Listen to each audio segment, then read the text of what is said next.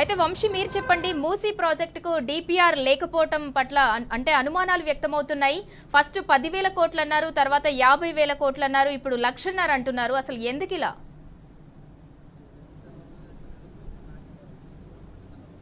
ప్రధానంగా రాబోయే ఎన్నికలు ఏదైతే ఇతర రాష్ట్రాల్లో జరగబోయేటువంటి ఎన్నికలకు సంబంధించి కాంగ్రెస్ పార్టీ నిధుల సమీకరణ చేస్తుందని మాత్రం తెలుస్తా ఉంది. దీనికి సంబంధించే ఏదైతే ఈ మూసీ సుందరీకరణ పేరుతోటి భారీ ప్రాజెక్ట్ ని టేకప్ చేసినట్టు కూడా తెలుస్తా ఉంది.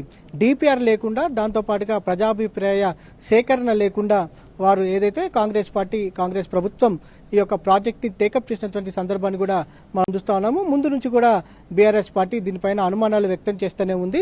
ప్రధానంగా అసెంబ్లీలో కూడా అటు సీఎం రేవంత్ రెడ్డిని కావచ్చు, కాంగ్రెస్ ప్రభుత్వాన్ని డిపిఆర్ లేకుండా మీరు ప్రాజెక్ట్ మీదకి ఎలా వెళ్ళగలుగుతా ఉన్నారు, ఈ అంశానికి సంబంధించి కూడా వివరణ ఇవ్వాలని కూడా గతంలోనే బీఆర్ఎస్ పార్టీ అనేక సందర్భాల్లో డిమాండ్ చేసినటువంటి సందర్భం కూడా మనం చూస్తా ఉన్నాము. డిపిఆర్ లేకుండా, ప్రజాభిప్రాయ సేకరణ లేకుండా, దాంతో పాటుగా ఎవరైతే మూసీ పరివాహక ప్రాంతాల్లో ఉన్నటువంటి ప్రజలకు కనీస సౌకర్యాలు కల్పించకుండా నిర్దాక్షిణంగా వారిని అక్కడి నుంచి పంపివేసినటువంటి పరిస్థితి కూడా మనం చూస్తా ఉన్నాము. బుల్డోజర్లతోటి ఇళ్లను కూల్చివేసినటువంటి సందర్భాన్ని కూడా మన కళ్లకు కట్టినట్లు కనిపిస్తున్నటువంటి సందర్భం కూడా మనం చూస్తా ఉన్నాము.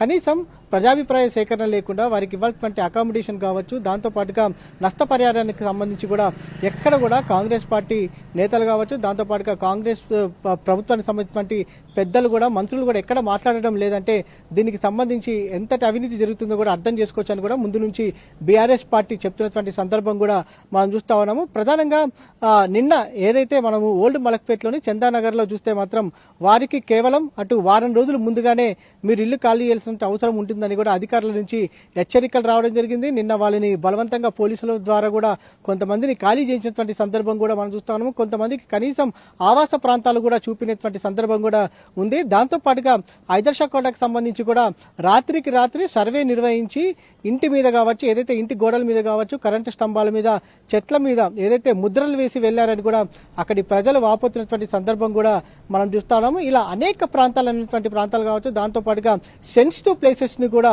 వదలకుండా, ముందస్తు జాగ్రత్తలు తీసుకోకుండా అక్కడ సర్వే పేరుతోటి అర్ధరాత్రి పూట వెళ్లి సర్వేలు నిర్వహించి వారి ఇంటి ముందు ముద్రలు వేసి ఏదైతే అధికారులు వెళ్తున్నటువంటి సందర్భం కూడా మనం చూస్తా ఉన్నాము. బుల్డోజర్లతోటి వారి బ్రతుకులను బుల్డోజ్ చేసినటువంటి సందర్భం మాత్రం మనకు చాలా స్పష్టంగా కనిపిస్తున్నటువంటి సందర్భం కూడా మనం చూస్తా ఉన్నాము. గత కొద్ది రోజుల నుంచి కూడా హైడ్రా బాధితులు కావచ్చు, మూసీ సుందరీకరణ పేరుతోటి అటు రాష్ట్ర ప్రభుత్వం చేసినటువంటి అరాచకాలకు అడ్డుకట్ట వేయాలని కోరుతూ తెలంగాణ భవన్ కు పెద్ద ఎత్తున ప్రజలు క్యూ కడుతున్నటువంటి సందర్భం కూడా మనకు కనిపిస్తా ఉంది. ప్రభుత్వం నుంచి తమని కాపాడాలి అని కోరుతున్నటువంటి సందర్భం, ఆర్తనాదాలు మనకు వినిపిస్తున్నటువంటి సందర్భం కూడా మనం చూస్తా ఉన్నాం. ఈ సందర్భంగా బీఆర్ఎస్ పార్టీ కూడా వారికి లీగల్ గా హెల్ప్ చేస్తామని కూడా, దాంతో పాటుగా హైకోర్టు కావచ్చు, సుప్రీంకోర్టు ద్వారా కూడా తమకు ఏదైతే వారికి న్యాయ సలహాలు, న్యాయ సేవలు అందించే విధంగా చర్యలు తీసుకుంటామని కూడా హామీ ఇచ్చినటువంటి సందర్భం కూడా మనం చూస్తా ఉన్నాము.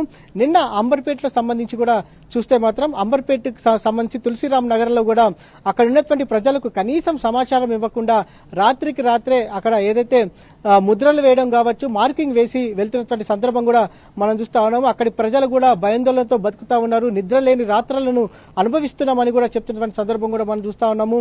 30-40 ఏళ్ల నుంచి తాము ఇదే ప్రాంతాల్లో ఉంటున్నట్టు, అటు ప్రభుత్వాలే తమకు పట్టాలు ఇచ్చాయి, దాంతో పాటుగా కరెంటు కావచ్చు, ట్యాక్స్ కూడా కడుతున్నామని కూడా వారు ఆవేదన చెందినటువంటి సందర్భం కూడా మనం చూస్తా ఉన్నాం. మొత్తం మీద కాంగ్రెస్ పార్టీ ప్రజలను రోడ్డుకి ఇచ్చే పనిని విరమించుకోవాలని కూడా ప్రతి ఒక్కరూ డిమాండ్ చేస్తా ఉన్నారు.